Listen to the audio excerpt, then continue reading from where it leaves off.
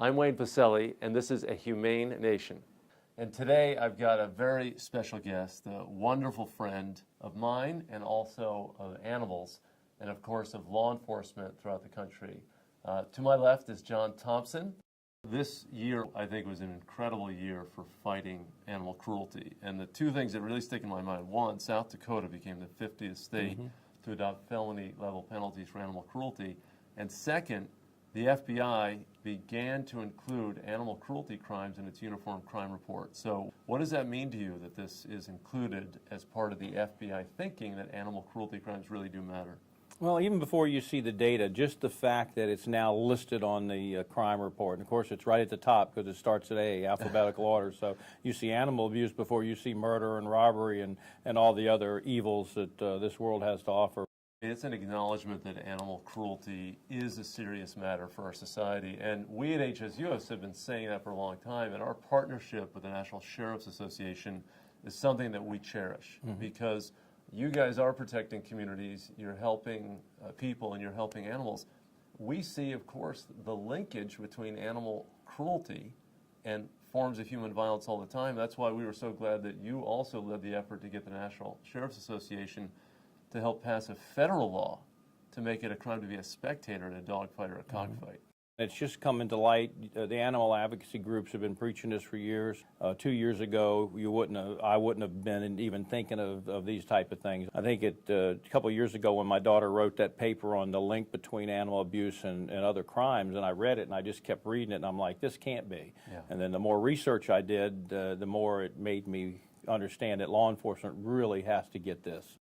Well, you know, I think this is an important point that you make. It's not that people are hostile. Law enforcement officials, if they're not involved in an active way in fighting animal cruelty, it's not that they disagree. They're just not educated about it. And I think this is why we're so excited about what you've done, is to really deliver animal protection and opposition to animal cruelty within the leadership of the law enforcement community in the country. And now you've also done another great thing, is you have an app for an iPhone or other handheld device that allows people to report animal cruelty crimes. Can you tell us a little bit about Well, this? exactly, and that's it's really hitting off. Of course, it's not me, it's we. If it wasn't for the Humane Society partnering with us, we wouldn't have it.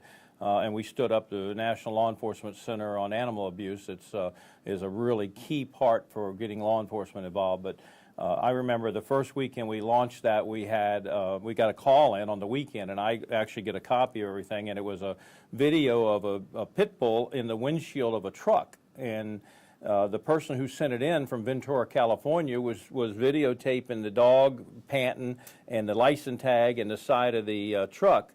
And when it came in, it pinpointed it exactly within the third parking space. Can people download this app and they can become eyes and ears against animal cruelty? They go with www.peoplewithproof.com. Very simple to remember. Download the app, and if they see any acts of animal abuse, then they just videotape it. It goes up to our secure portal and goes to our attorney in-house that reviews it and then decides where to send it. Isn't that incredible? I mean, technology allows us to fight animal cruelty in this way.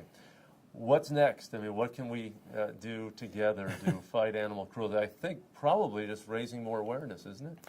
My biggest fight now, is I get 3 prongs going on, is to educate law enforcement, to have them understand the evils of animal abuse and how it's connected to interpersonal violence and other crimes.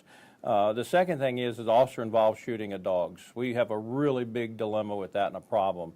And let me say this, 2 years ago, if I was on the street and a pit bull came up to me snarling and I thought he was going to bite me, I would have shot him. That's the mentality and the way we thought. To me, it was okay to shoot the dog and take him out. What can I say? And now it's a different story. Yep. And then the third prong is that we've got to, and I think it becomes part of what we need to do, is to teach advocates, don't ever let your passion for what you're doing overcome your professionalism to get the job done. So there's 3 areas there that I'm focusing on personally. That's great. Well, those are great areas. I mean, educating law enforcement, educating advocates to work with law enforcement, and dealing with some of these incidents where law enforcement just isn't trained to handle animals that they may not, judge properly. Exactly.